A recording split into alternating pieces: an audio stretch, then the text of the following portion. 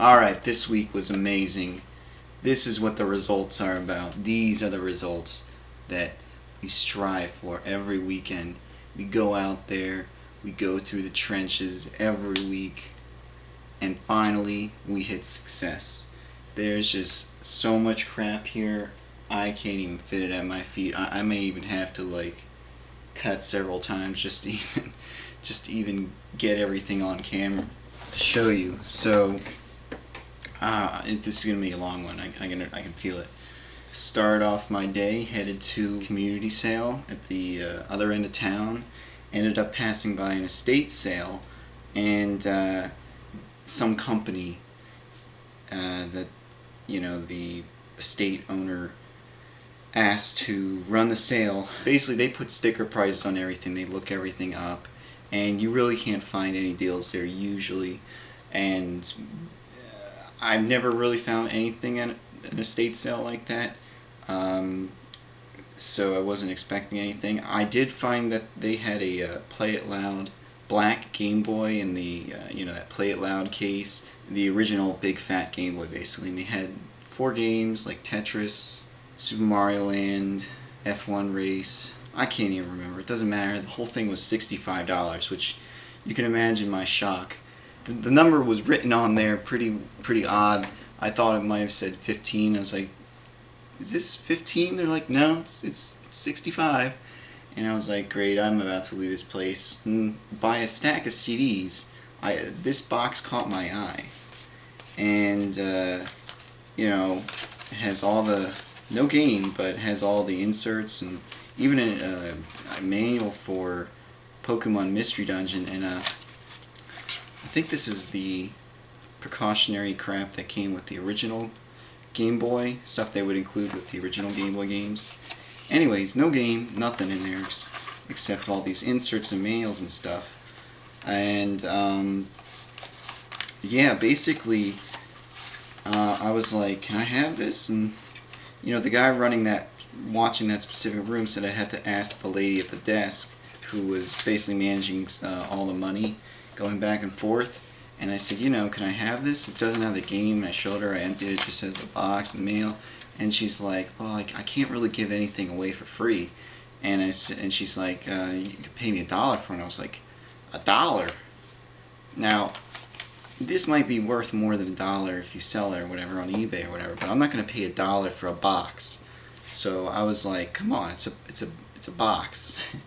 And she's like getting very frustrated. I'll say, I'll give you a dime. She's like, and then there were other people were waiting in line, and they was like, I'll give you $1. And I was like, no, I'm not paying $1 for the box. Anyways, she just was like, she got so frustrated with me. She's like, okay, whatever, take it. And I was like, great, not gonna go on anymore about that one. So I head over to the community sale, and I visited this sale last year, and last year I found a bunch of cool stuff. I was asking them if they had any of these kinds of games, and some people brought out like Genesis games and Super Nintendo games, and some guy brought an Atari. I got Harvest Moon on the N64. I didn't like it, but it's a pretty rare game. This time around I didn't really find anything interesting, so it was kind of disappointing. On my way back out, I didn't ask at this one house which had like toys and stuff and comics, and I figured I'd stop by on the way out to ask them. And when I show up there, none other than my nemesis. Yes, there's a guy, I think I mentioned him before. He runs his own flea market booth, and he pretty much goes up to all the games at any sale and buys them. Doesn't matter what games they are or whatever, he just buys them all. So he showed up at the same time I asked them about the games, and they had brought out these Game Boy systems. I pulled out this Game Boy Advance, some Yu-Gi-Oh game, Donkey Kong Land 2, and Kirby's Amazing Mirror, which is actually my favorite Kirby game that I've played so far. But yeah, while there were other two Game Boys in the original version of the Game Boy Advance. They were the clear kind of Glacier models. They didn't have any battery backings on them, and there were other games in there like Frogger and really crappy ones. I can't remember what they are, but I said, or they were mentioning that they had the charger for it, and I was like, okay. And so I kind of took this away from the box, all these games, and I started kind of examining it while the other guy kind of pulled up, and he saw the Game Boys, of course, when he pulled up, the Nemesis, and he asked about the pricing of them, and they were saying like $10 each or $30 for the whole, and he's like, well, how much for everything? He's like, oh, $30 for the whole box. And so I was like, shit, that doesn't really sound good for me when I'm trying to get this for $5.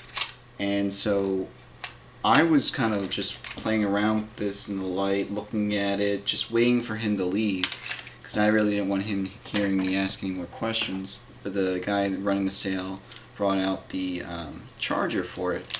I was like, okay, how much you want for it? And they were like, well, would you take, they were like, how about $10? And I was like, oh, really? How, would you take $5? And it was like, the father was like, well, it's up to you. And there's the daughter standing there. She's like, I really don't use it anymore. So I was like, all right, I'll take $5. So yeah, basically that guy walked away from a really good deal. If he kind of pressured him even more, he could have gotten probably both of those. But they were kind of really crappy, the regular Game Boy Advances. They had like scratch screens and pen writing on the screen itself, so they weren't in good condition. This one has like some scratches and stuff on the outside, but the inside's just perfect. So nothing else was found in that whole sale. I knew one sale was going to have stuff, and I had to get to it because basically earlier in the week I saw this guy setting up a sign. I asked him if he had any games at his sale, and he said, yeah, we'll have games. So I didn't know what kind of games, and he kind of moved on before I really was able to ask him. But I went to his sale, and he had an Atari, but it was like a Telegames, Sears Telegames model, and I was trying to get the power adapter from it because I need another power adapter for my Atari, and they're just... Anyways, I wasn't able to get it because he said he wanted to sell everything as a bundle, but while he was wandering away to deal with some other people, I managed to grab Donkey Kong and ask his wife, could I have it for $1? And she's like, okay. And I think the guy wanted a lot more for his stuff, but this guy was like in his 70s, I think, so either way, because a lot of the other stuff there was actually priced pretty high. They had some nice antique books that were like $100, and it was pretty ridiculous, but for a yard sale, but high quality stuff. I always found it odd how all the regular Atari cartridges are black, and the Donkey Kong one is white, and this one says Coleco, like it's made by Coleco or published by Coleco, whereas the ColecoVision cart is black, and yeah, it's just weird to me. So it's pretty sweet because I already have the manual for that, and I've had it for a long time, and I haven't found the game. So the next sale I found stuff, the lady there directed me to these beauties here. Mario Kart, Killer Instinct, and Wario Woods on the Super Nintendo. And basically this place was like full of, it was just odds and ends thrown out all over this huge grass lawn. Board games, really old board games from like the 70s and 80s, and a bunch of VHS tapes, some CDs. Ended up finding Sonic Adventure 2 on the GameCube. It was the only thing there, disc game related basically. And I was digging through the VHS, and I saw first this little broken box or whatever, but it was the promotional video for Pokemon, and further digging led me to this promotional video basically showing off all the rare games for the N64, Jet Force Gemini, Donkey Kong 64, actually it might just be those two, but yeah, I asked how much that she wanted. She said about $1 each, so that would be 6. And I said, would you take 5? She was like, sure.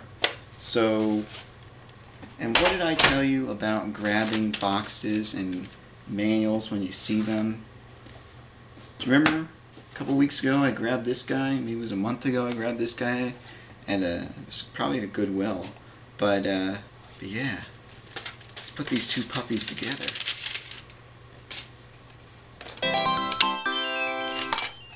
Look at that. Saturday continued on, and I went down to the thrift stores there, and wowee, so this is not the first time I found one of these, but it is quite rare to find. This is a Dr. SF with like floppy drive and all the adapters and power cords and a CD-ROM drive, which I've never seen on one of these. But yeah, basically what this allows you to do is copy your Super Famicom games. It may work on Super Nintendo games with like an adapter, but basically copy them to a disc, floppy disk, old 2.5-inch floppy disk, or CD-ROM. And this isn't like a normal CD-ROM. It's like those DVD RAM discs. Basically a disc enclosed inside of a plastic enclosure. So almost like the UMD disc on the PSP. So yeah, this was actually priced at like 12 or 15 or something, but the thrift store was a sale, and you ended up getting this for $9. So I figured it would have been grabbed if people knew what the hell it was, but most people don't. So, oh shit, I forgot to mention.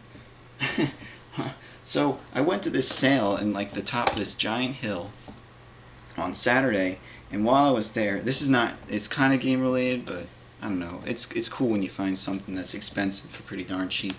And anyways, I saw this watch on the ground in the box. It's basically like this kind of watch that measures your heart rate and tells you how many calories you burned. It also has like a GPS mapping feature on it.